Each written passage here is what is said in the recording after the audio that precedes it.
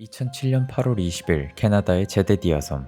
보트를 타고 섬으로 가족여행을 온 소녀는 해변에서 운동화 한쪽을 발견합니다.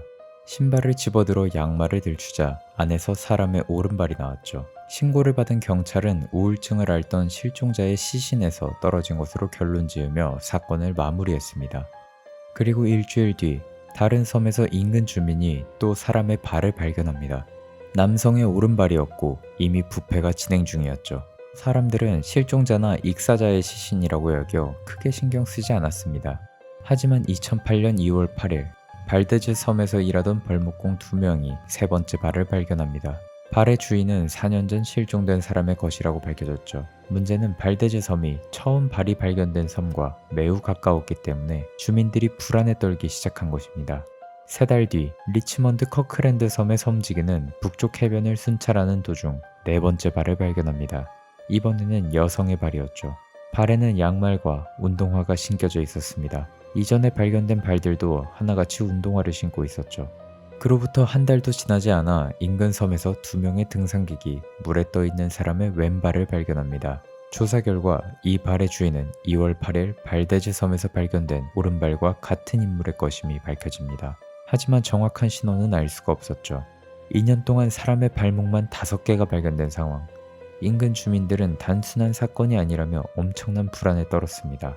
사건의 단서가 전혀 잡히지 않자 캐나다 연방경찰은 2008년 7월부터 전담팀을 결성했습니다. 경찰관, 법의학자, 해양학자들이 모여 대대적인 수사를 진행했지만 9개월이 지나도 단서는 물론 사건의 연관성도 잡지 못했죠.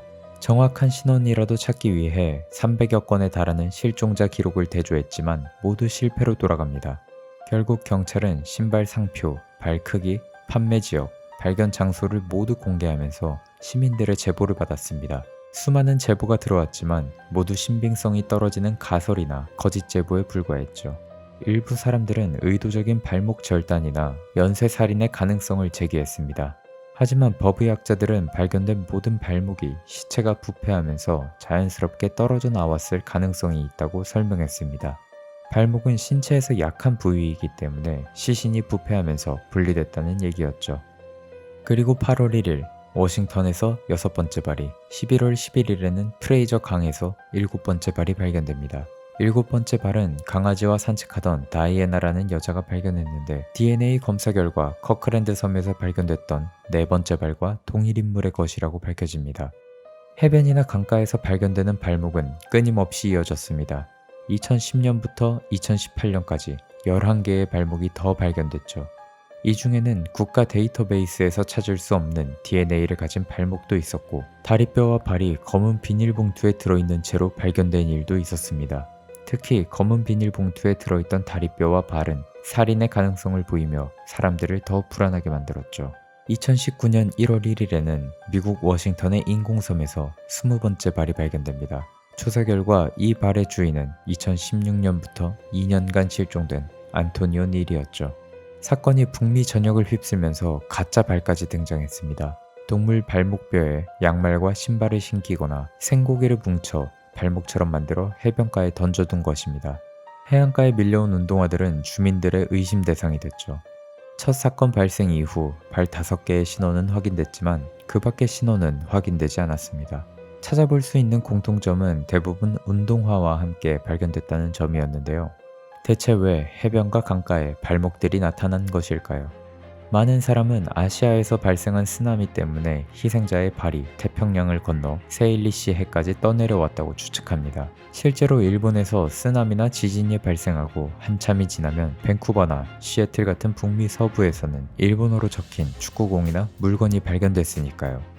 하지만 그 전까지 나타나지 않던 발들이 2007년이 지나면서 갑자기 나타난 것에는 설명이 부족합니다. 쓰나미는 그 전부터 있었기 때문에 쓰나미의 여파라면 예전부터 이런 일이 종종 발생했어야 했죠. 또한 사람의 시신이 태평양을 건너 북미까지 도착하기에는 무리가 있습니다. 해양 생물들의 먹잇감이 되기 때문이죠. 일각에서는 투신자살한 사람의 유해라는 주장도 나왔습니다. 실제 신원이 확인된 발 중에서는 투신자살한 여성의 것이 있었으며 운동화는 가벼워서 부패 과정에서 발과 함께 물 위에 떠올랐다는 것입니다.